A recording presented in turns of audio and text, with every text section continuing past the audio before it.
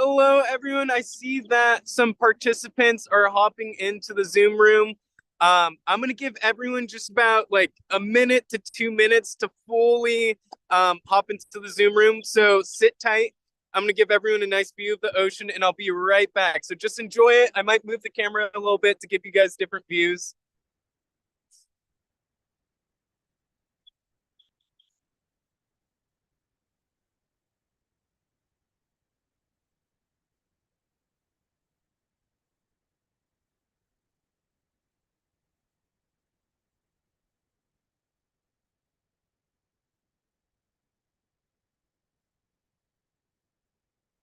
Alrighty, I'm seeing a lot of emojis on the sidebar. That's awesome. And then it looks like all of our participants are in, or yeah, at least it looks that way. So we could get started. First off, happy World Ocean Week. I'm super excited to be with everyone today.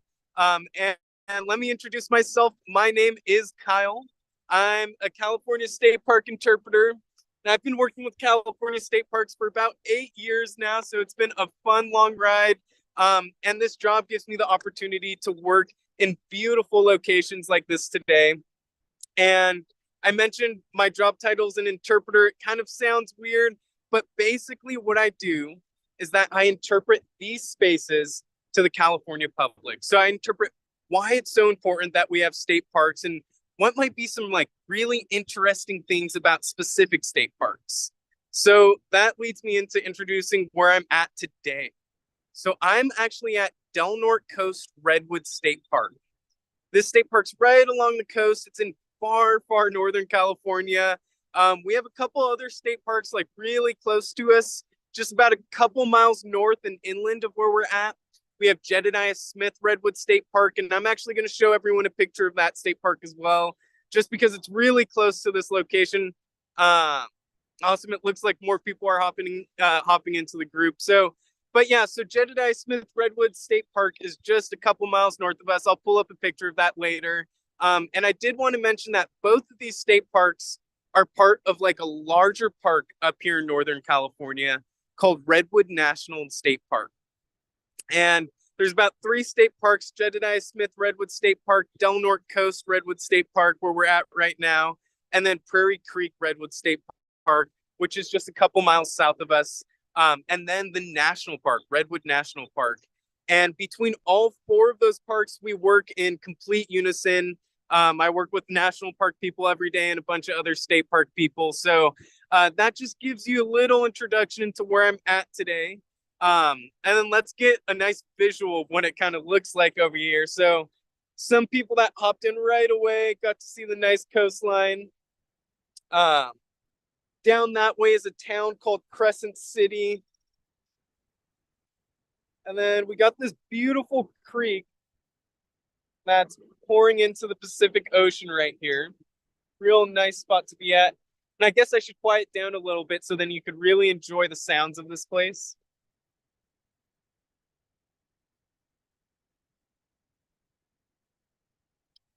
Something else that's really cool about this area of California's coast is the fact that we have the forest right along the coastline. So we got a lot of redwood trees up on these hillsides. And then we have some other trees like Sitka spruce and Douglas fir. But the really cool part is just how rugged this coastline is. It has forest right along the beach. And then let's kind of finish this little 360. Actually, I might kind of have the camera facing this way. It looks pretty. Um, but yeah, that's a nice 360 of what Del Norte Coast Redwoods looks like. And then I also wanted to introduce Jedediah Smith Redwoods State Park. So let me pull up a picture so everyone can see what that state park looks like. It has a really cool aspect. And I'm going to pull that up right here. And you can actually see my tripod in the picture.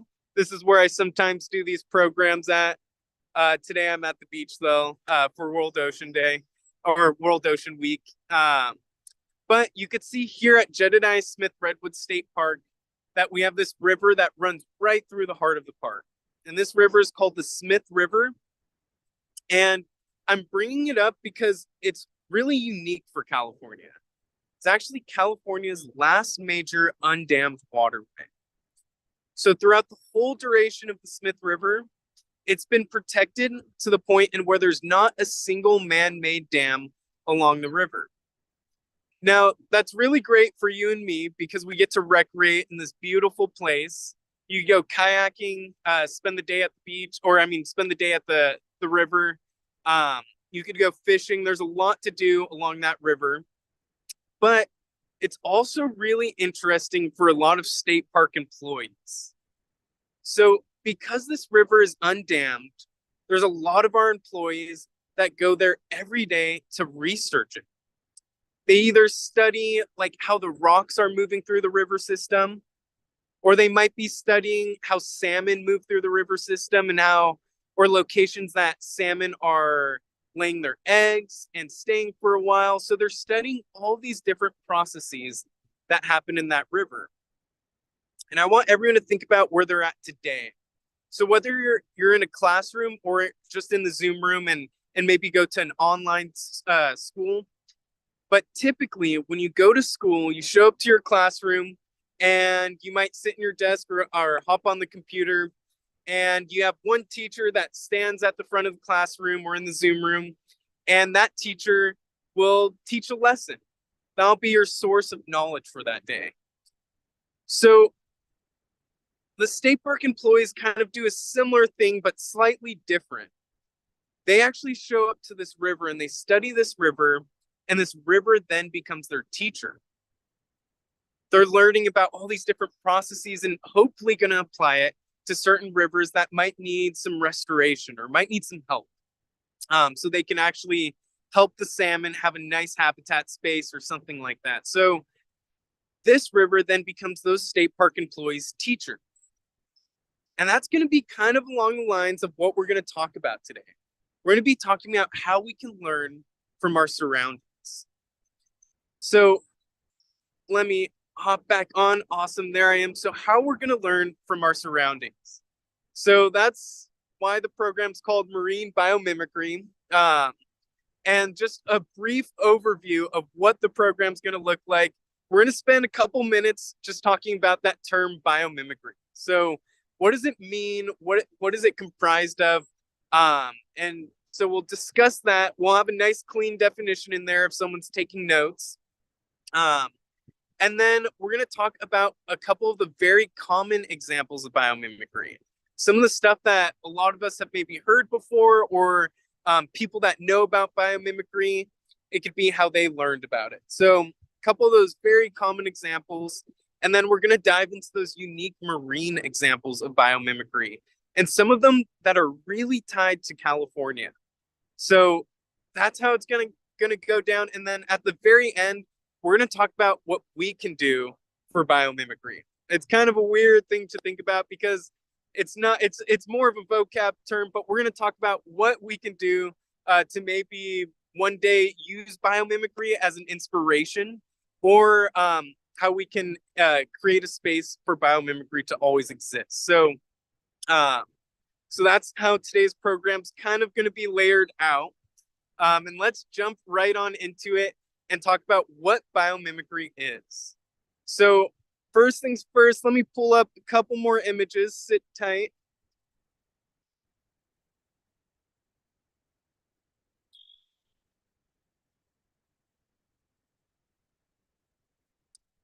Awesome. So the background picture here is actually at Jedediah Smith Redwoods State Park.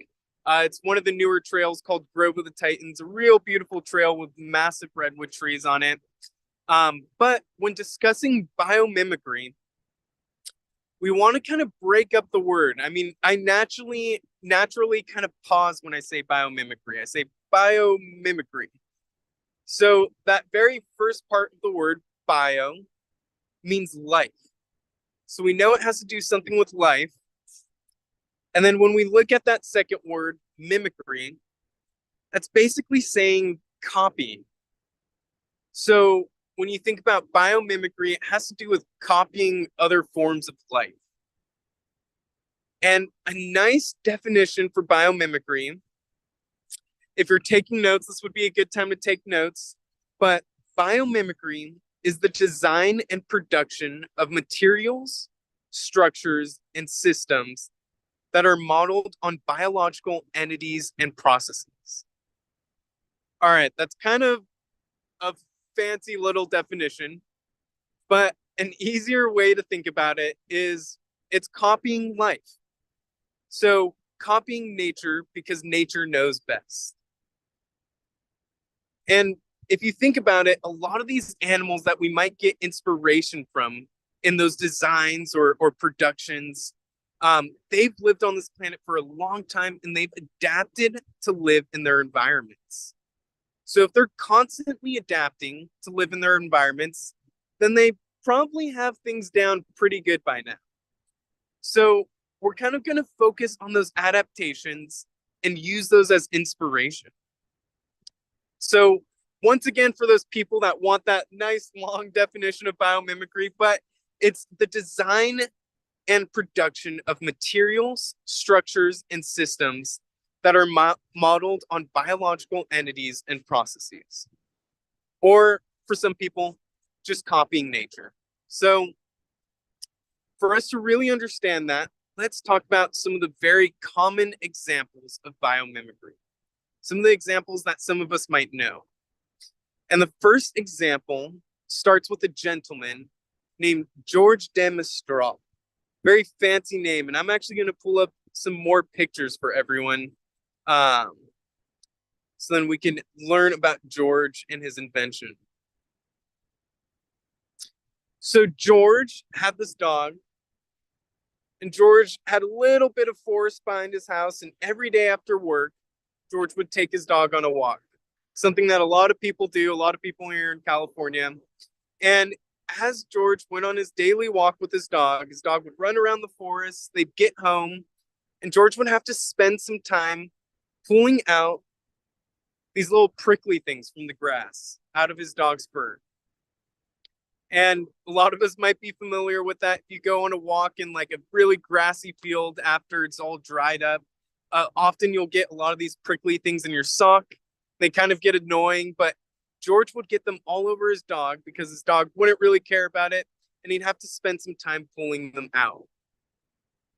And this is where George got that inspiration to come up with an invention that follows this. So these things are really good at sticking onto dog fur, and George looked at their design really closely to understand why they were always sticking to his dog's fur. And he realized that they had these hook tips to the end of them. And this is where he came up with the $1 million invention of Velcro. So if there's no other reason to listen to me today, it would be that maybe biomimicry can inspire you to develop $1 million invention, and then you could be completely rich. So that's one good reason to listen today. But George made Velcro out of this, and Velcro's something that we're all probably familiar with. I mean, a lot of us, our first pairs of shoes involve Velcro. We might use Velcro in our everyday life. So this invention that's become very useful was developed using biomimicry. And then another example of biomimicry that doesn't have to do with marine species quite yet, but another very common example of biomimicry has to do with a bird. Very, very fast bird. Actually, the fastest bird that exists. Known as the peregrine falcon. So right here you can see there's been a lot of connections with this falcon in our history. And this gentleman's actually using this falcon in the hobby of falconry. So this is when someone has a connection with this bird, and between the both of them, they go out hunting, and this falcon helps them hunt. Because falcons are extremely efficient hunters. They're actually the fastest bird in the world, in which I mentioned. And they can fly up to speeds up to 240 miles per hour. So think about your drive to school. If you drove to school and you hopped on the freeway, you're probably averaging like 60 miles per hour on the freeway. Well, this bird can go 4 times that speed. So think about that. 4 times that speed. That's really fast for a bird to be flying. Um, and these birds can do it. So when looking at these birds, and we already had a connection with these birds through hunting, people realize that maybe we can learn something about its flight. And maybe that can influence our design with airplanes. So they studied the design of a pelican falcon, especially when it's hunting. And the invention that they came up with, or the design that they came up with, was the B-2 bomber jet, a really fast plane that was designed right after the Pelican Falcon. And right here, you can see the similarities in design. You could also see it in this next photo. And that's another way that we've used biomimicry with inspiration in design. Now, one other quick note about the Falcon is that in the late 1900s, just about 50 years ago, 60 years ago, the Pelican Falcon population dropped quite a bit. So why did it drop? You know, it's at the same time period that the bald eagle population kind of dropped as well.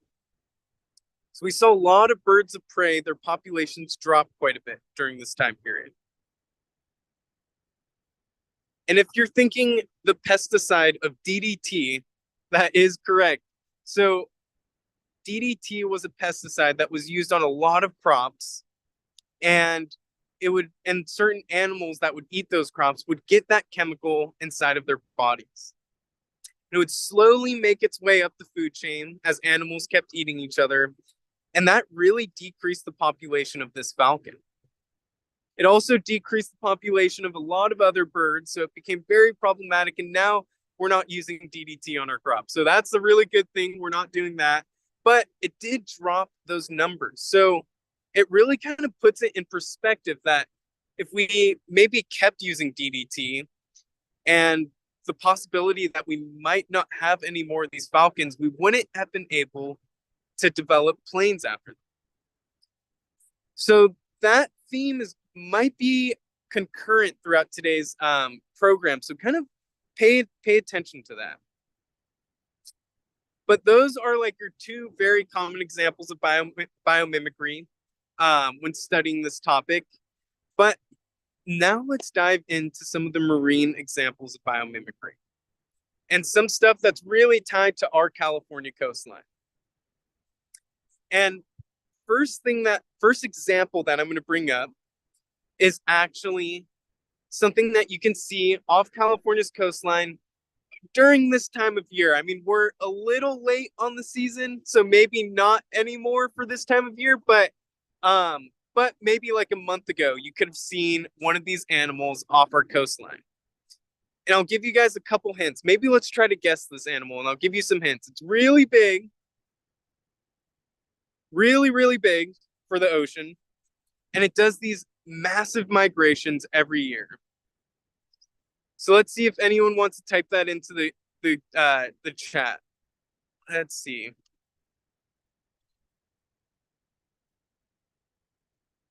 Pelicans, that was a good guess. Pelicans are really cool.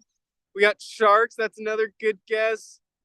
Oh, and we got whale, but we got someone, I think we got Janelle, who says a humpback whale, and that was the exact answer that we're looking for. So let's give a round of applause. But the humpback whale that can be seen across California's coastline when it's doing its big migrations. And just a little perspective on like how big a humpback whale is, because I mentioned it's like a really big animal that lives out in the ocean. These animals can get up to 60,000 pounds. 60,000 pounds. I mean, that's like pretty hard for me to wrap my head around, like what 60,000 pounds looks like.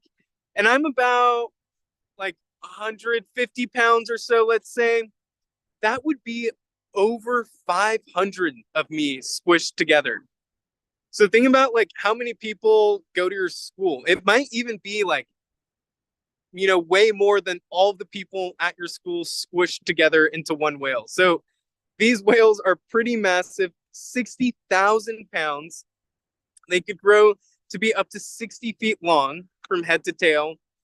just really massive animals, and they do these 5,000-mile migrations every year.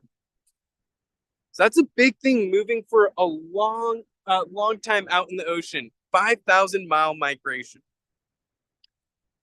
So with those previous two examples that we talked about with Velcro and developing that plane, those were two kind of, they made sense. Those two examples of biomimicry. I mean, something that sticks on to dogs first, so then you make something that sticks onto itself, Velcro, and then something that flies really fast, and then you make something that flies really fast.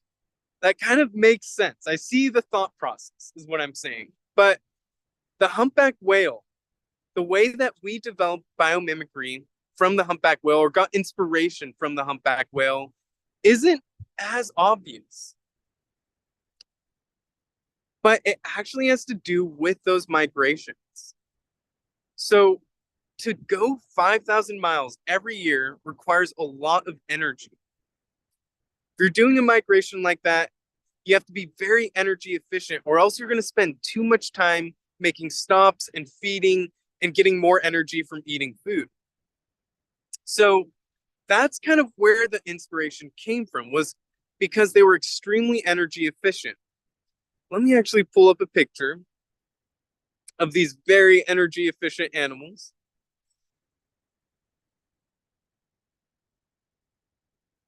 Right here. Oh, my bad. 1 second.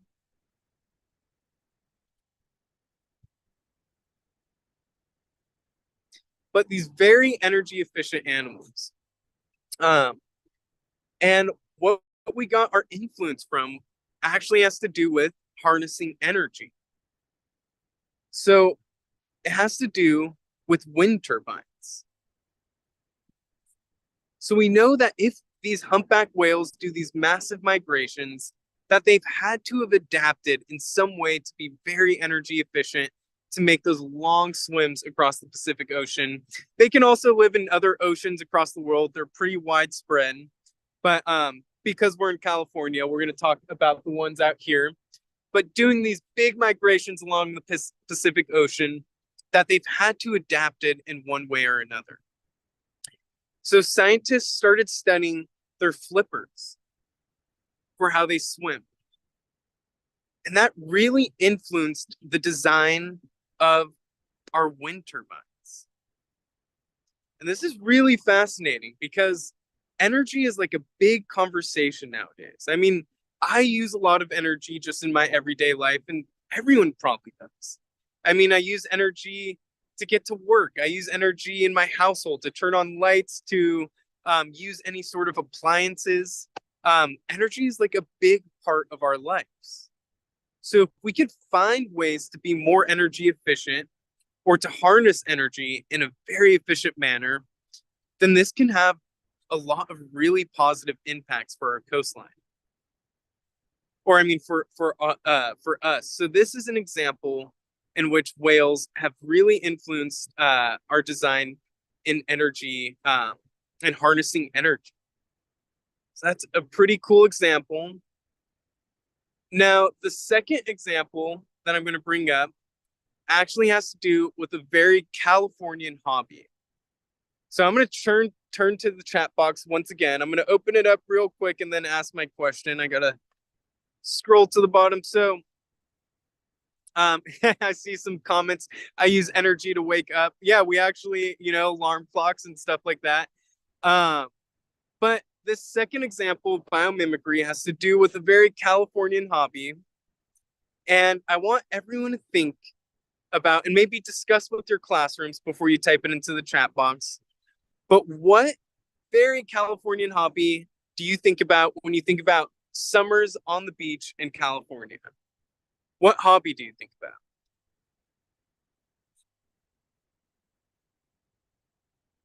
All right, I'll give fishing. I see beach volleyball, swimming, soccer, basketball. So yeah, we get a lot of different sports. Yeah, we get fishing, picnicking, just hanging out at the beach.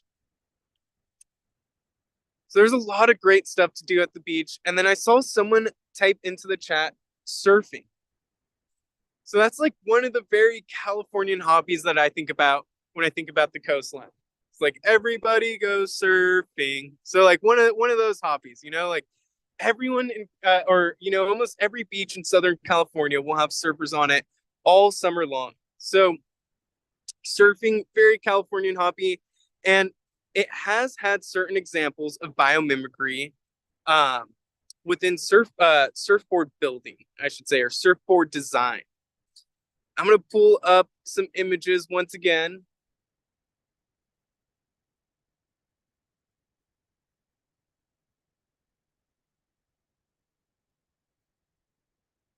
So right here we have a California native, George Greeno. This person grew up in Ventura County in Santa Barbara area and was a surfer within that area and was really into surfboard design. So this individual took a moment to study the bluefin tuna, another fish that could be seen off California's coastline. And it's not quite as big as a whale, but it is a pretty large fish. It's 2,000 pounds. So instead of being like 500 of me, that's like a little over like 10 of me squished into one fish. But yeah, so this bluefin tuna, and what they're really known for, besides their their size, and a lot of people like to fish for them. So besides those two things, what they're really known for is for their speed in the water. And you can almost just see that in how like this bluefin tuna's body looks.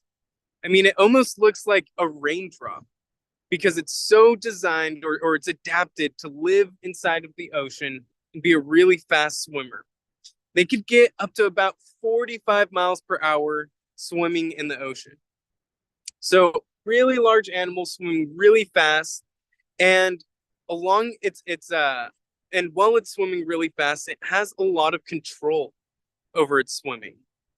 And that's what really fascinated that individual, George Greeno. So Greeno started studying what gives it all of its control in the water, because he wanted that speed and control with his surfboards.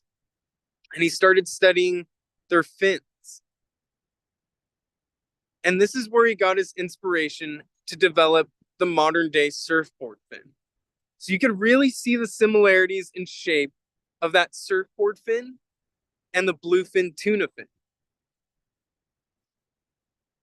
So yeah, this is another example of biomimicry. And in this case, instead of being, the answer that helps us be more energy efficient, this individual used biomimicry just for fun, to improve our ability to have fun out in the ocean. So it could really be used for all sorts of different things.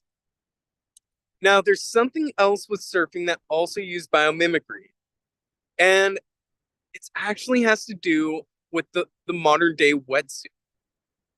So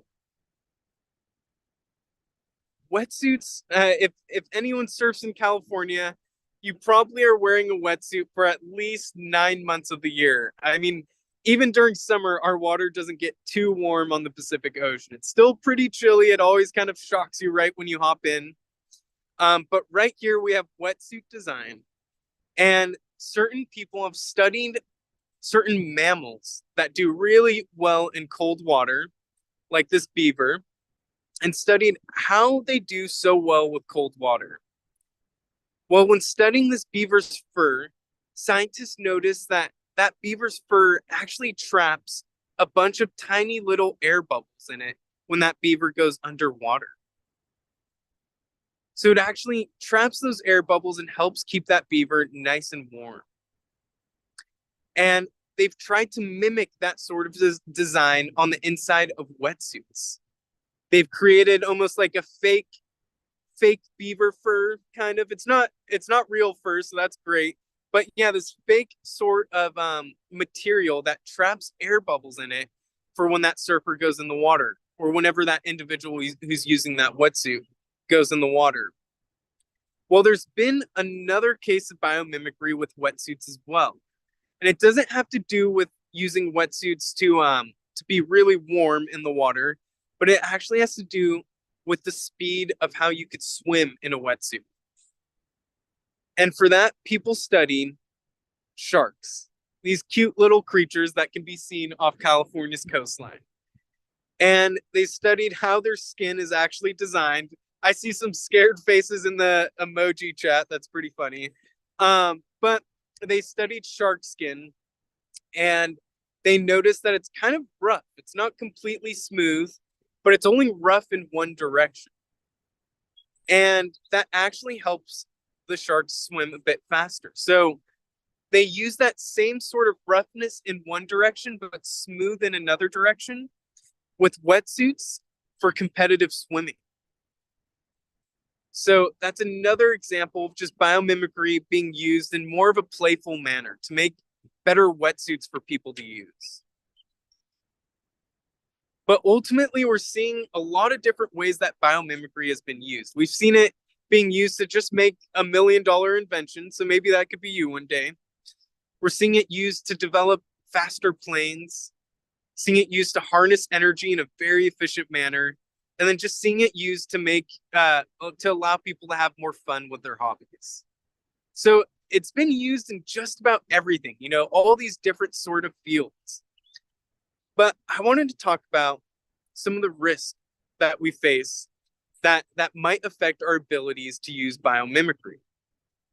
But first, I actually wanted to do a really quick activity that involves the chat box again. So I'm going to open up that chat box and scroll all the way to the bottom. And I wanted to give everyone a couple minutes to actually think of an invention or an inspiration that uses biomimicry. So I'm going to give everyone 2 minutes to come up with your $1 million invention that uses biomimicry. And I'm going to step out of the frame.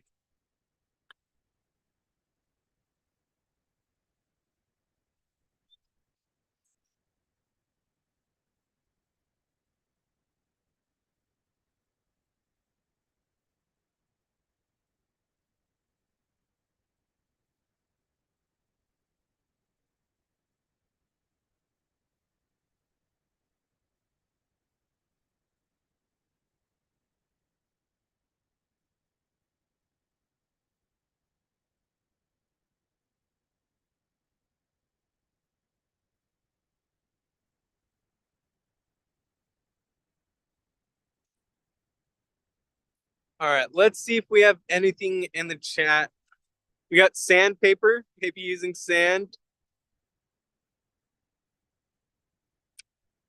All right, so that was kind of a fake activity because it's supposed to be really hard. I mean, I doubt that anyone can come up with any sort of an invention within a minute or 2 minutes. It's just too hard and takes a lot more creative thinking than a minute provides you with. So I'm sorry for that cruel joke, but that is kind of like what I really wanted to highlight is that it's not an easy thing and it takes a lot of time to come up with these ideas. So I wanted everyone to kind of think about that, especially when considering that some of these animals have had certain things happen to them that really declined their population. So the peregrine falcon had that really declined population because of the DDT. And then I forgot to mention it also with the whales, but whales have had a long history with being hunted out in our oceans. And that has dropped the population of humpback whales and had a lot of other whale species. And then same with bluefin tuna. They've been really fished in our oceans, and they're only at about 3.5% their original population before they were getting fished out. So we're starting to see the similarity that some of these species had things happen to them in which their populations had decreased dramatically. And without proper protection for these species, who knows what could have happened? So that's something for us to kind of think about when we're talking about biomimicry. And especially considering that it takes a lot of time to either research these animals or these natural processes, as well as spending time researching them and learning about them. So that's one thing that I wanted to mention is if you want to use biomimicry in your life, make sure to spend some time out in your state parks and start just observing what's around you, observing how they go about their life. And maybe you can start finding those little bits of pieces that you can get inspiration from. And then also in regards to their population, what can we do to really help these animals bounce back in their populations? Well, we can really focus on making sure that they have good homes, good habitats. So people always talk about, leaving a place better than you found it. So making sure you pick up trash and stuff like that. But we want to actually make sure that these places are protected for these animals. And in regards to marine migrations or marine biomimicry, we can think about how we can protect these animals out in the ocean. And something that's being done along our coastline is the development of areas that really protect these species. So areas that really protect them, certain species from getting fished or getting, having these really disturbed habitats. So what those things are called are actually known as marine protected areas. So out in the ocean, there's a bunch of these marine protected areas that have all sorts of different restrictions. So maybe there's a fish that needs to be protected in a certain area. So there's no fishing for that fish within that marine protected area. And there's a whole bunch of different examples. Each marine protected area has a different set of rules that's really honed into that location. That's one way that we can actually protect these animals from either getting overhunted, overfished, or just from having these really hectic habitats and where they can't do that well in. So that's one thing that we can also do to really help protect certain species that will then give us time to learn from these animals. And then just having that perspective that we really do have something to learn from these species that we share this planet with. So I wanted to leave a couple minutes towards the end for some questions. I know that we have a chat box that is filling up, so I'm going to scroll to the very bottom. So someone mentioned, how is the falcon the fastest bird ever? And that actually has to do a lot with the design of the falcon. So that's exactly what we were talking about.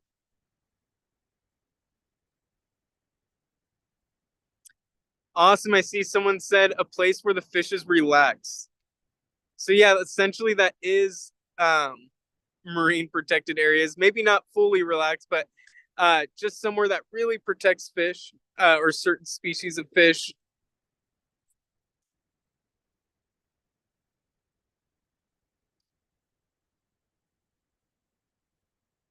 I see at the very bottom, someone asked, do we have stingrays up here? There are stingrays up here, but because the water is so much colder than Southern California, we have a lot less stingrays than certain areas in Southern California. I actually grew up, or the first state park that I worked at was called Bolsa Chica State Beach.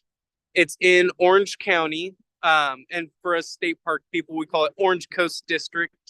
And that state park had a lot of stingrays. During the summer, you could have anywhere from like 10 to 20 people sitting at our headquarters soaking their feet because they got stung by a stingray. But that doesn't happen as often up here.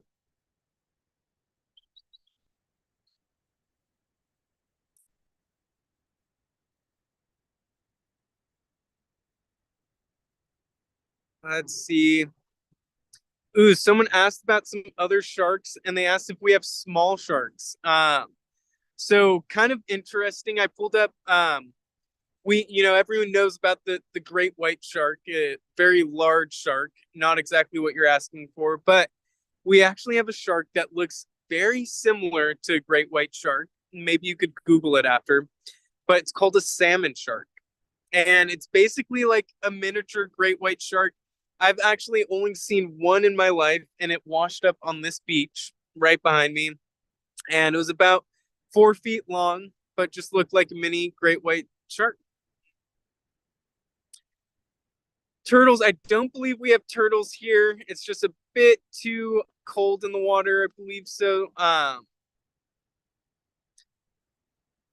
No narwhals. I wish we had narwhals. That'd be really cool.